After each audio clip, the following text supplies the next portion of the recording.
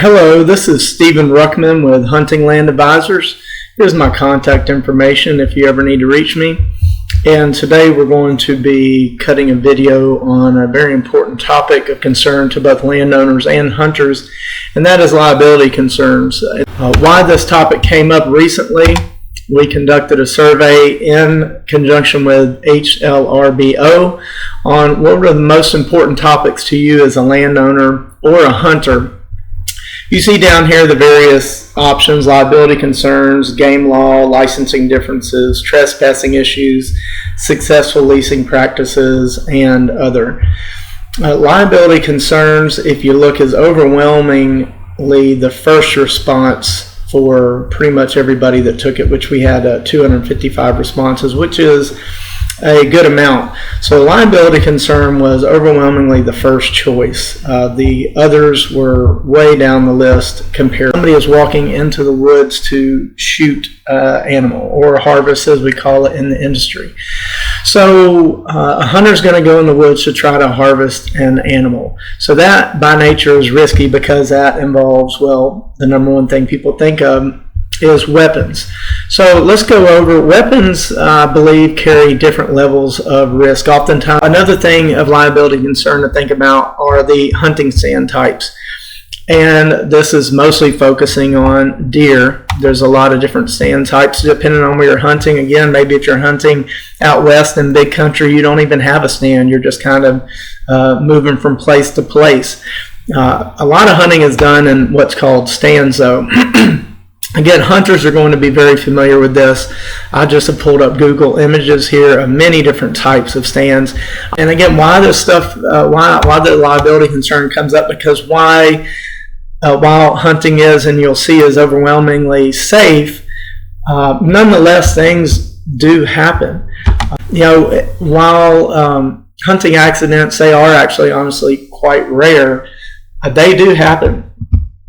Just running through some of these stats, you can find roughly 100 people die nationwide in hunting accidents each year. Here's a hunter shot and killed when a young relative misses a deer. It does happen. We discussed those bullets. They're going to keep going until they hit something. So it does happen. 3 Pennsylvania hunters shot in 2 weeks. 2 died, 1 recovered. Businessman dies.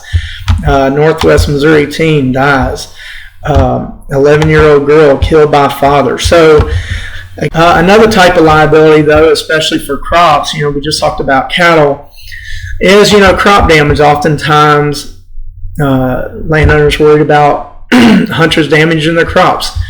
Again, this is just something that needs to be spelled out and needs to be well discussed, especially organize your groups. Here I've got a couple web pages pulled up where, again, organize your groups. Not only organize your groups as in, I'm really big on just getting a group of people. So say you're a landowner with 200 acres or 50 acres, whatever, and you let 2 guys come hunt it or 4 guys come hunt it, whatever. It's important that you discuss with that group of people whatever thing's important, like vehicles. Organize your group and organize, say, where you want the vehicles to be parked, and organize that, as a landowner, you may want to know everybody's vehicle that's supposed to be on there. Again, all of this helps not eliminate, but it helps to mitigate against some liability and risk. Right here, again, organize your stands. Now, this is a lot of stands, but again, look, this year's tree stand map. Every stand is organized. Very important, because the weapon and the stand are probably the 2 riskiest endeavors that are going on your property. Very important way to reduce risk and mitigate liability. Land, especially raw hunting land, has a bunch of potential hazards. Familiarize yourself with the land as a land to really help make it a safer experience. So familiarize yourself with the land. Familiarize yourself with the quality of and the condition of your stands. You may want to mandate that stuff to make sure that, and again, look, this is a lock-on. Well, I'm not big on them. Me personally, I'd be scared as can be to be in that. I'm a scaredy cat on things like that. But, this hunter is confident to be using it, and they have got their safety and their harness system.